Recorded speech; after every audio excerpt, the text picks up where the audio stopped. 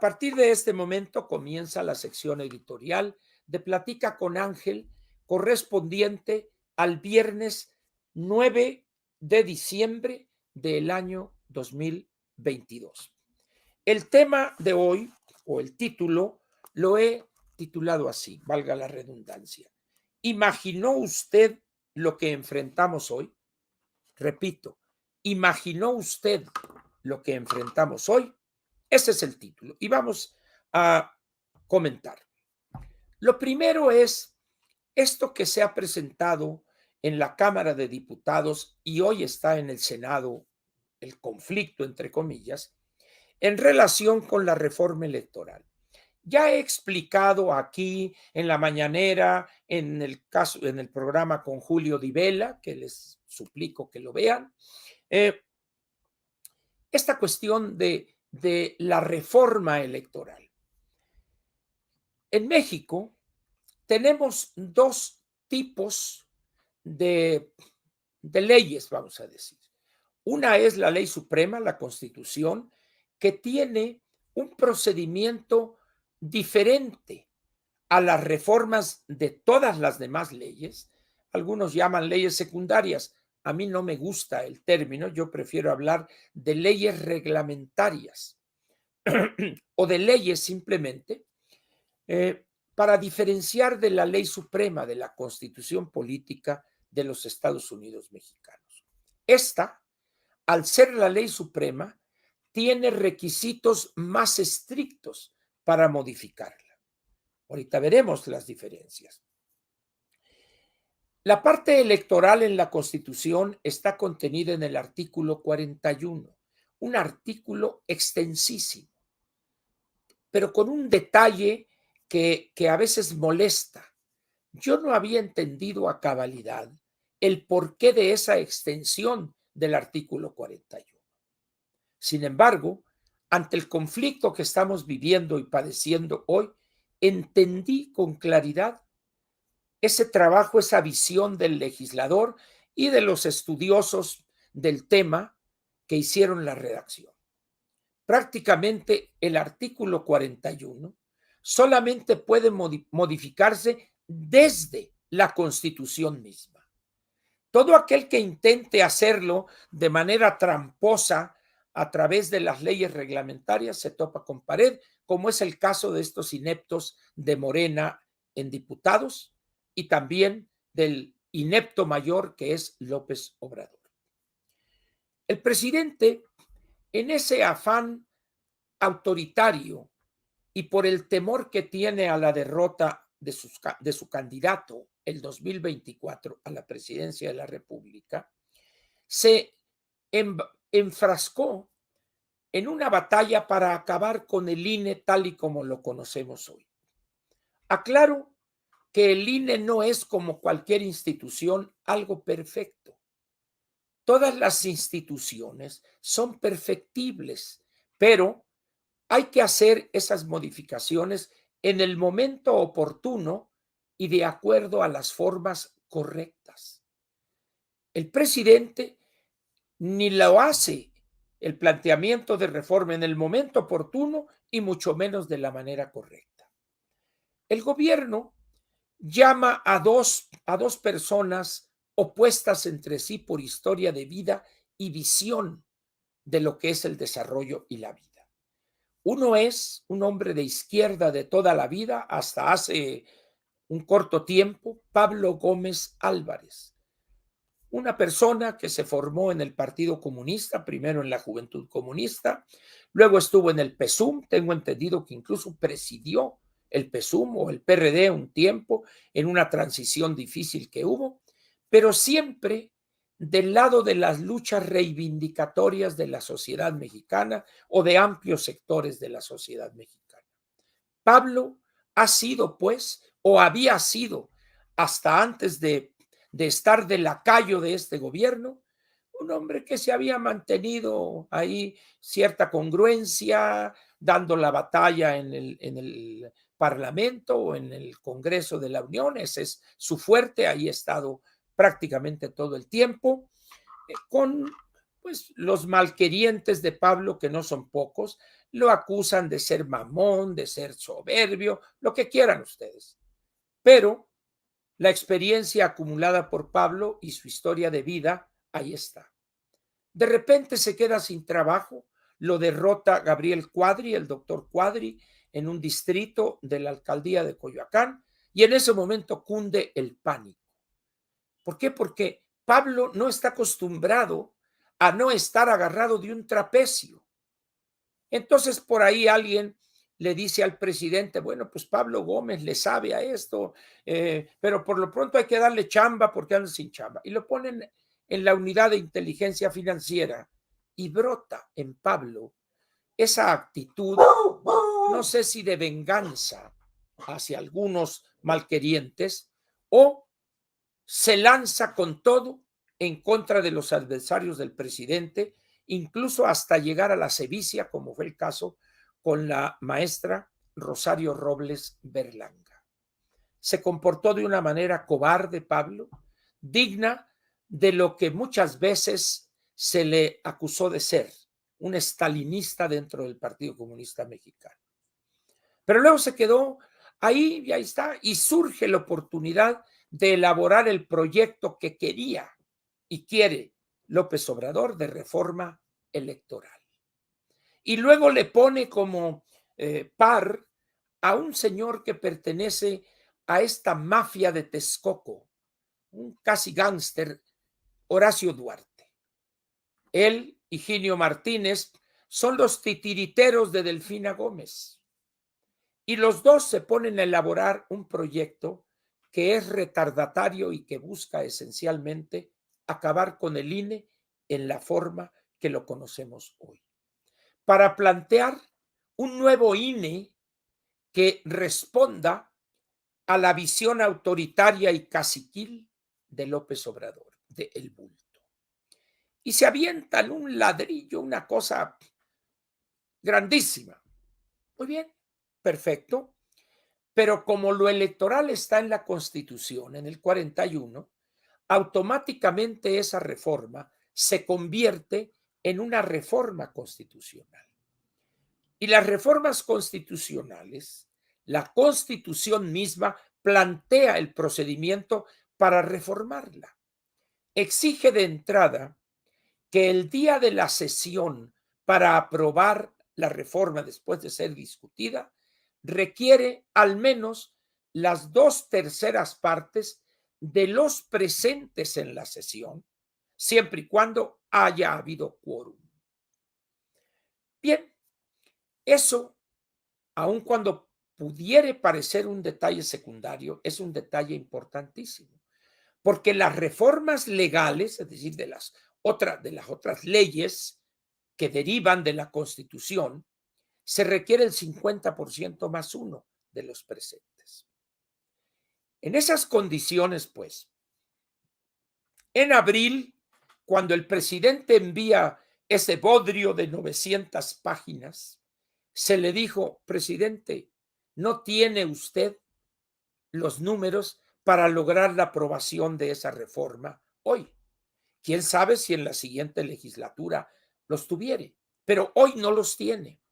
No obstante eso, el presidente inicia una campaña para doblegar a la dirigencia del Partido Revolucionario Institucional y sus diputados para lograr los 58 o 59 votos que le faltarían.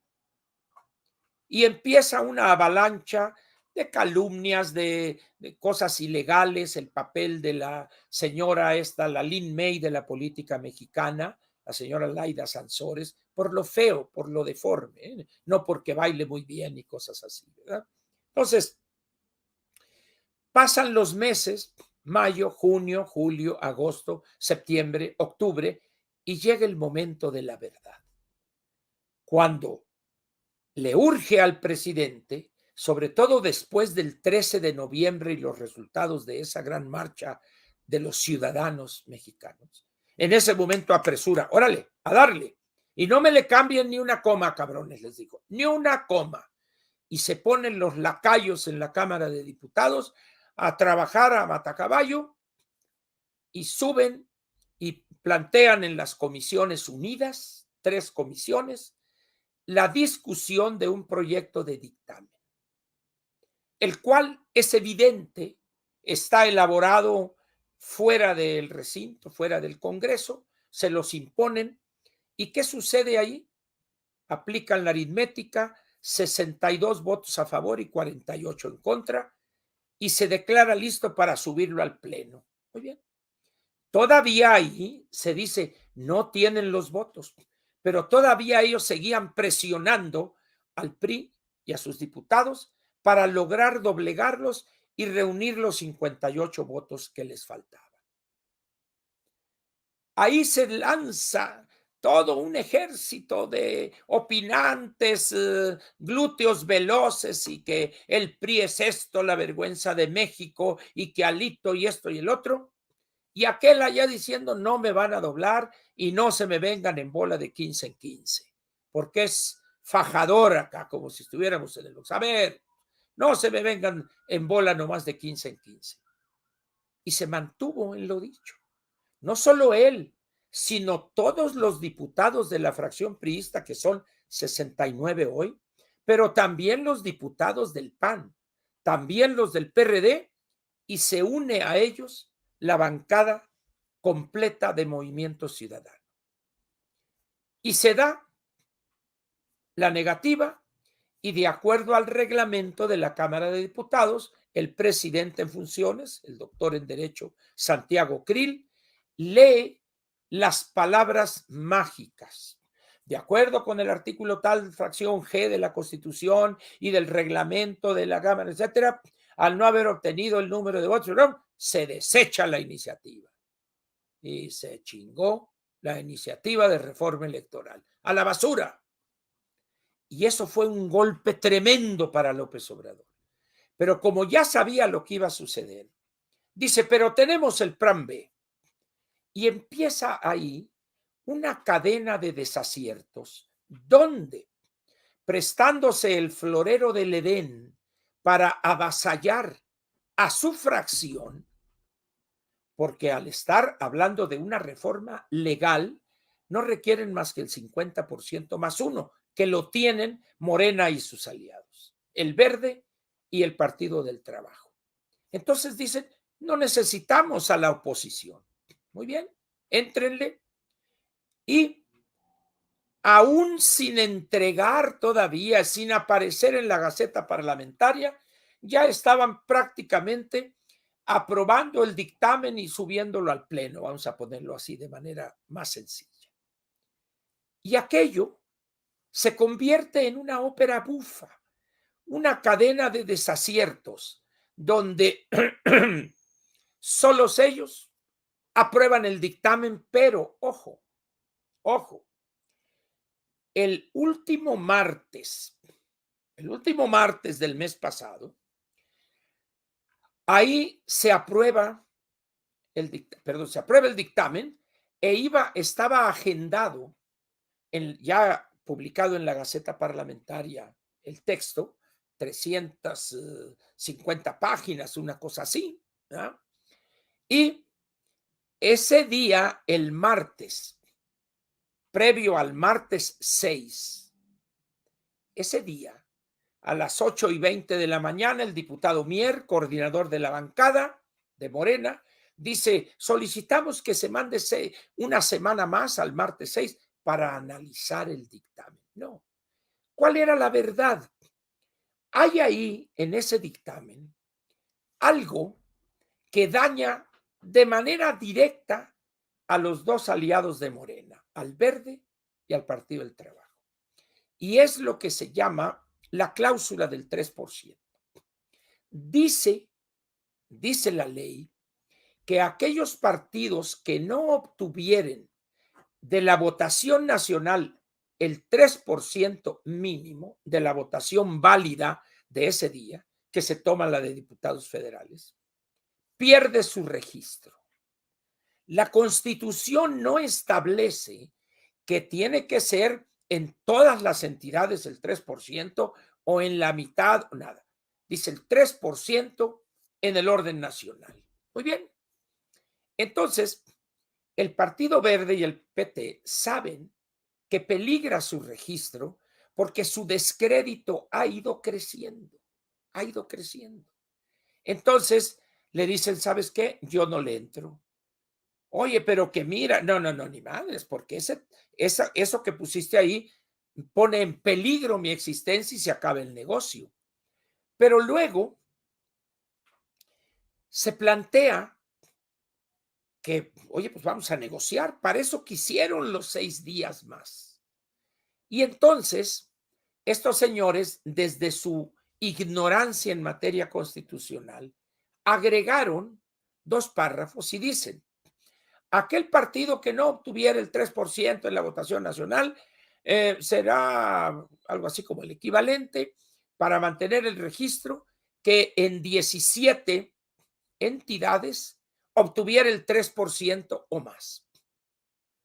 Estaban pretendiendo reformar la Constitución a través de una ley reglamentaria.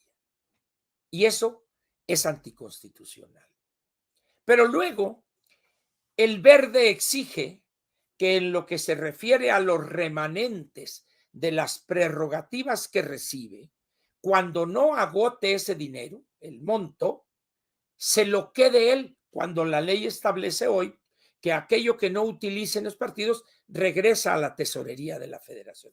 Entonces a Morena le parece fácil, sí, como no, hombre, cambio eso ahí y vámonos.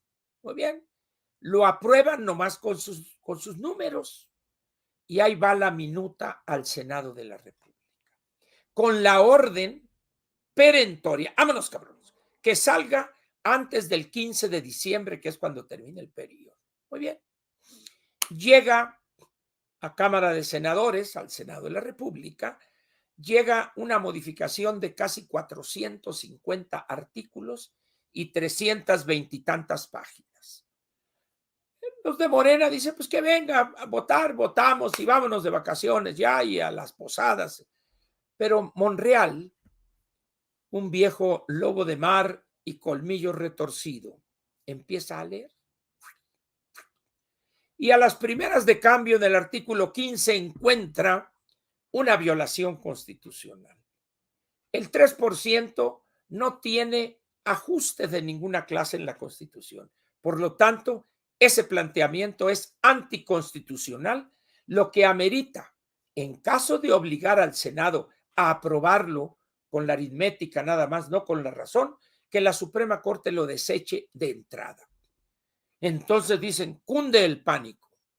Y en la cosa de las prerrogativas que no utilicen, también es ilegal eso. Muy bien. Entonces empieza, pues lo menos que le deben de haber dicho a Mier, ¿cómo es usted pendejo, diputado? ¿No? Porque además lo es, ¿verdad? Pero bueno, esa es otra cosa. Entre sus varias cualidades está esa. Muy bien. Y entonces empieza una serie de tonterías. Bueno, sí, lo vimos. Ya hablé con el coordinador, Ricardo Monreal, y sí, pues nos equivocamos. Fue un error. No, señores, no mientan. No fue un error. Fue el haber cedido a la presión del PT y del Verde Ecologista. No fue un error, fue una decisión política consciente. Los señores no tenían idea de que eso era una violación constitucional, pero eso es producto de su ignorancia, de su desconocimiento de la Constitución. Pero no fue un error. Y empiezan a hablar que si Adán Augusto, que si esto, y dicen, bueno, le vamos a pedir, dijo el presidente, le dije al Senado, ¿no? Van a corregir ellos allá. No, así no son las cosas. El Senado tiene en sus manos una minuta donde algunos párrafos de ese proyecto violan la Constitución. Ah, esto viola, quítaselo, hombre, bórrale. No, regrésalo a la Cámara de Origen, que es diputados, y que ellos corrijan esa redacción. Que ellos, porque es su proyecto, es su minuta. Eso no tendría mayor significación, pero resulta que el tiempo apremia. La siguiente reunión del Senado de la República es el martes 13. Fíjense nomás, la numerología es el martes 13. Y entonces dice, no, estamos haciendo, pero ya sabemos. Y entonces dice el presidente ordenó que esos privilegios o esos cambios que favorecían al Verde y al PT se eliminen. Y vámonos, se jodieron el Verde y el PT. Así tan fácil. Se va a conformar el Verde y el PT de este hecho, que en la elección del 24 podían perder el registro. No, es evidente que algo le van a tener que dar a cambio o no sé. Pues. Pero, ¿qué va a suceder en el Senado de la República? Muy bien, está la minuta, se va a someter a consideración del Pleno y ahí llegamos al tema de este personaje que opera y se mueve como el lomo de la liebre, Ricardo Monreal Ávila. Ya Ricardo no va a poder andar de que sí, que ahora que no, pero mañana sí o no, quién sabe. No. Y ya empezó a calentar el ambiente. Bueno, dice, yo votaré de acuerdo a mi conciencia, pero yo no obligo a mis compañeros a que voten, yo respetaré, etcétera. Y luego dijo algo más. Bueno, dice, sí, si yo voto en contra de ese proyecto, pues evidentemente saldría de Morena. Es de tal importancia esta votación que efectivamente tiene razón Ricardo.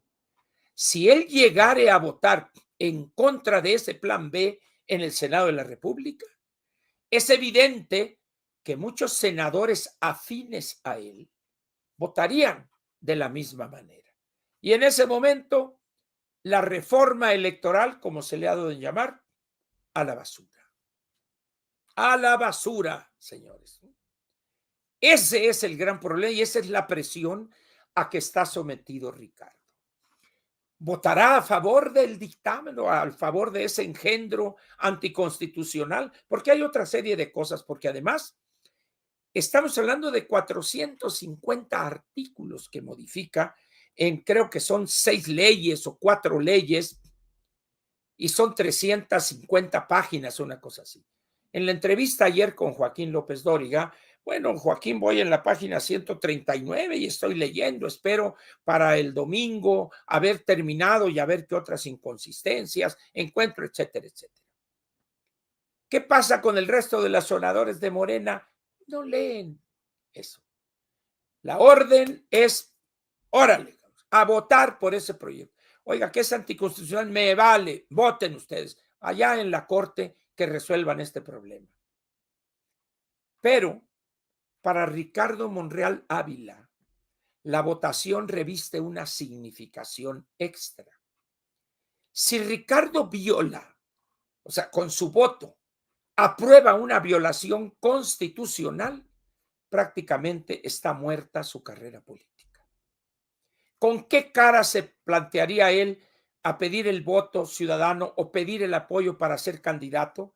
Con una violación constitucional consciente en aras de quedar bien con el bulto. Y si él actúa en conciencia y dice eso es incorrecto y voto en contra de ese proyecto, en ese momento conserva su dignidad, se porta firme y valiente y sus posibilidades pues estarían abiertas una vez que les diga, señores, ahí se ven, seré un senador más, solicito licencia y me voy a hacer política para buscar una oportunidad en la oposición. De tal manera que Ricardo no podrá eludir ya el juicio de la historia. O vota correctamente, de acuerdo a lo que debe ser, o vota en favor de lo que quiere el bulto que sean las cosas. Como ven ustedes, en la política uno puede ir navegando, moviéndose con la corriente, hasta que llega un momento en que eso ya no es posible. De tal manera que Ricardo Monreal Ávila está hoy ante la decisión de su vida.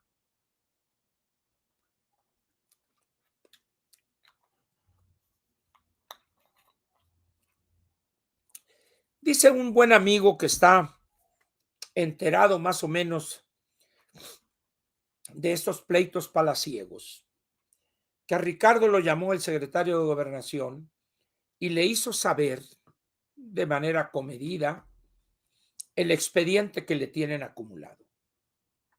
De él, de la familia, cuestiones reales o inventadas, pero que sería un golpe tremendo a él en su persona y a algunos de sus hermanos. Y en esas condiciones, me dice este amigo, y Ricardo se dobló ante el secretario de Gobernación. Muy bien. ¿Y es correcta esa posición de Ricardo? Yo creo que nadie puede decir si es correcta o incorrecta esa decisión. ¿Por qué? Porque son decisiones personalísimas.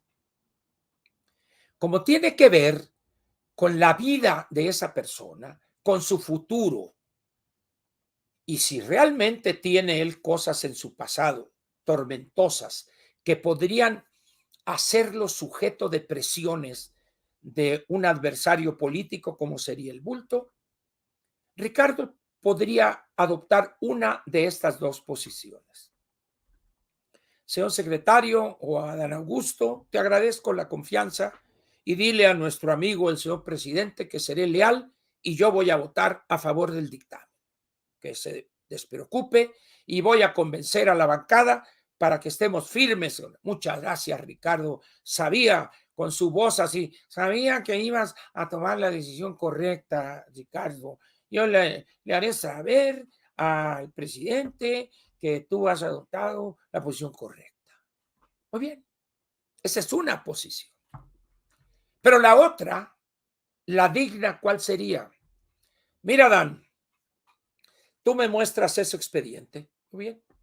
Yo te voy a decir, y que se entienda bien y claro, que yo tengo de ti, del presidente, de su familia y de sus cercanos, a cada uno un expediente más grande que ese que me estás mostrando. Así es que, ¿lo van a sacar? Órale, estoy listo. Y no lo voy a sacar en copias. Ya tengo elaborados decenas de USBs para mandarlos inmediatamente a medios y espacios mediáticos y vamos a ver de qué cuero salen más correas. Pero por lo pronto, hazle saber al presidente y tú junto con él que no me asustan y se van a ir a partir de este momento a molestar a la mayor de las personas de su casa. Así hácelo saber. Y órale, y le entramos al pleito. Y ahí nos vemos. Algunos dicen que esa debió haber sido la posición de Ricardo. El problema es que esa es una decisión, repito, que solo compete a Ricardo Monreal. La pregunta que sí sería válida es, ¿estará, como está de moda ahora la pregunta, estará del lado correcto de la historia o estará del lado incorrecto de la misma? No necesitaremos vivir mucho tiempo para conocer qué decisión toma Ricardo. En los últimos días o semanas o meses, si quiere usted, ha habido un enfrentamiento y amenazas muy similares, las cuales se han ejercido en contra de Alejandro Moreno Cárdenas. ¿Y cuál fue la reacción de Moreno Cárdenas? Yo tengo un expediente más grande que ese que tienen. Órale, y sáquenlo. Y topen lo que tope, aquí estoy. Y no me voy del país. ¿Y qué ha pasado? Que el PRI ha votado en contra de 3 reformas constitucionales. La eléctrica, la de la Guardia Nacional, que el presidente pretendió ponerla bajo la férula de la Secretaría de la Defensa, siendo una organización civil, también votó el PRI en contra, y hoy en la electoral. Y ahí estoy, y órale, y éntrenle. Y no se me vengan en bola nomás de 15 en 15. ¿Votará Ricardo igual que como lo hizo Alito frente al presidente y al establishment político de Morena? La palabra la tiene Ricardo Monreal tiene la respuesta. Yo creo que hoy, mañana y pasado, Ricardo no va a dormir a pierna suelta. Yo creo que le ha llegado a él su hora, políticamente hablando, de tener que decidir qué camino toma. Llegó a un punto donde hay dos vías de seguir el camino en la política. O elige el desprestigio total y tiene que estar siempre bajo la, vamos a decir, sumido en esa masa amorfa babeante de los seguidores del bulto. O, señores, yo voy por este camino de la dignidad y de mi conciencia. Y punto. Que él escoja. Nadie lo va a forzar. Y por más alto que sea el expediente que le tenga, no tengo duda que Ricardo tiene de cada uno de esos un expediente igual o más grande. ¿Por qué? Porque así funciona la política mexicana. Y debe tener grabaciones, fotos, videos, debe tener pruebas, documentos, transacciones, los tiene. Entonces, entre sastres no se cobran los remiendos, dicen en política mexicana. Pero, ¿cuál es la diferencia? Que hay algunos que se atreven, como dicen ahora, como todos somos españoles en México, a plantarle cara al presidente. Se le va a panterar, Ricardo, al presidente, decir, ¿saben qué? Aquí están estas zapatillas de ballet que me dieron los 7 magníficos de Ángel Verdugo para que se vayan a la finca de Palenque. Aquí estoy y aquí estaré. Y no me asustan sus amenazas. Órale, amenazando, vamos a entrarle.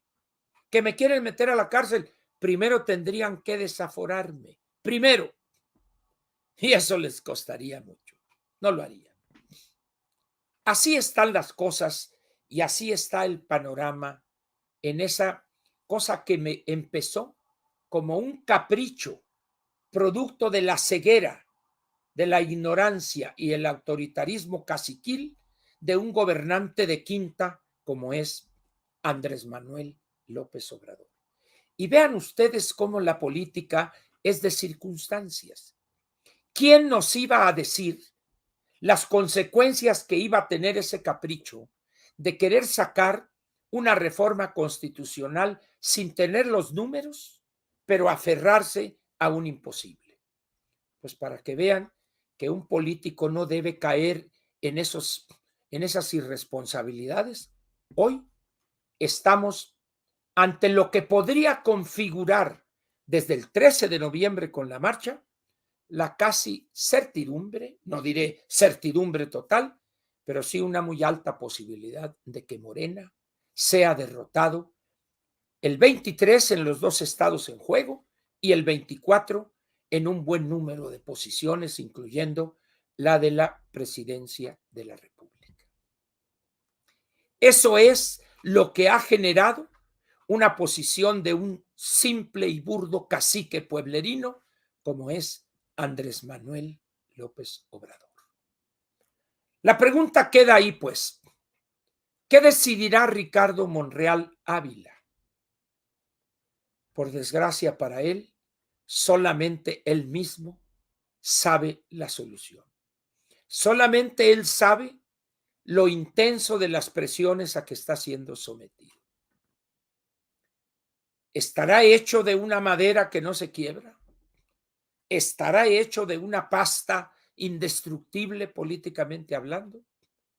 Eso lo va a mostrar ante la clase política y posteriormente ante los ciudadanos en unos cuantos días. Ricardo, tú tienes la palabra.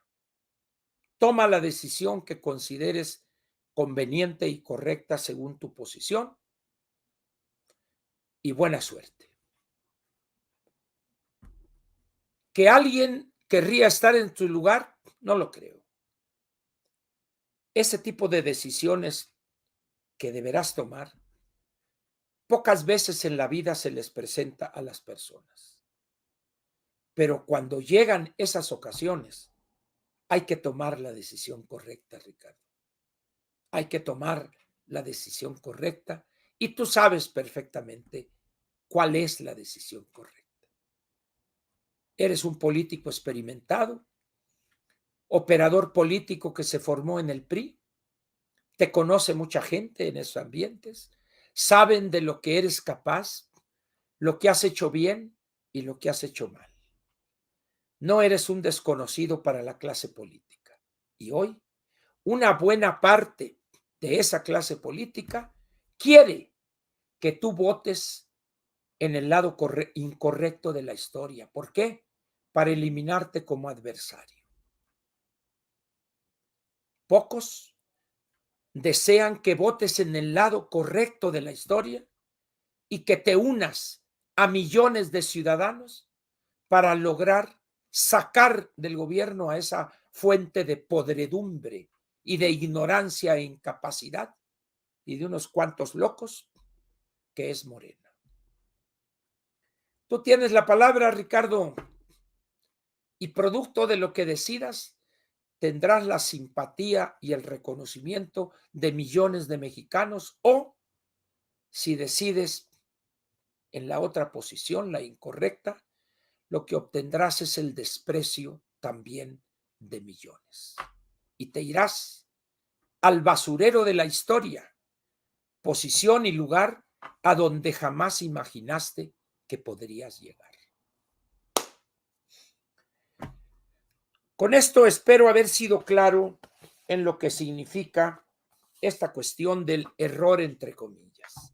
No es error, es una negociación política, la cual ha sido plasmada en unos párrafos que son anticonstitucionales y que hoy se encuentra el presidente y los suyos metidos en un berenjenal, porque si no logran la aprobación de este engendro, el plan B, de aquí a la noche del 14 de diciembre, señores, se acabó el que te quería y nos vamos a la elección del 24 con la misma legislación que tenemos hoy.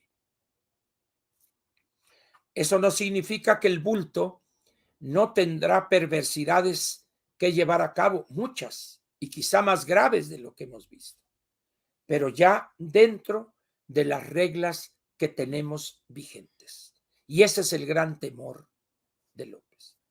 ¿Qué significaría para la oposición en lo que se refiere al 24 y la elección presidencial?